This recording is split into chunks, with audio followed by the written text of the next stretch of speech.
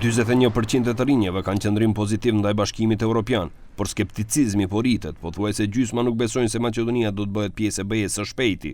Këto janë rezultatet nga mbi 1.000 të rinj nga Maqedonia që morën pjesë në një anketë online të realizuar nga Instituti për Qeverisje të Mirë dhe Perspektiva Euroatlantike, Qendra Evropiane për Ekselencë nga Brukseli dhe Fondacionet Frederik Numan.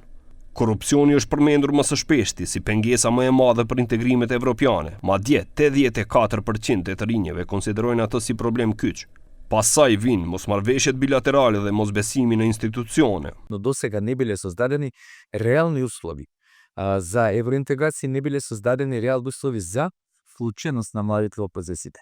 И тука доаѓаме до второто, а тоа е дека секако недоволна е вклученоста на младите луѓе во сите процеси, вклучително во процесот на евроинтеграција, и недостасува нивна посериозна улога во овој процес. Edhe pse 53% e të rinjeve thonë se janë mjaftueshëm të informuar për vlerat europiane. Interesin kryesor e përqendrojnë në mundësitë për punë dhe arsimim në vendet e BE-s. Në pyetjen se cili shtet i rajonit do të bëhet i pari antar i bashkimit, të rinjët më së shpeshti përmendin Shqipërinë, pastaj Malin e Zinë, ndërsa Maqedonia është shumë më poshtë në listën me vetëm 8%.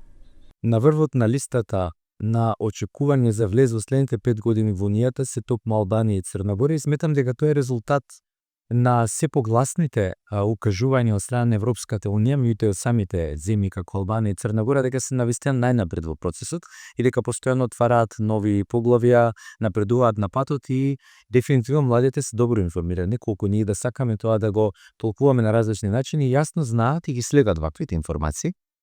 Sipas ekspertëve, rezultatet janë një alarm për institucionet vendore dhe një sinjal se të rinjët presin masa konkrete për rikthimin e besimit në të ardhmen europiane. Ankesa është pjesë e një analize më të gjerë, që do të prezantohet në publikimin tematik me rekomandime për institucionet për përballimin e euroskepticizmit dhe nxitjen e vlerave europiane mes të rinjave.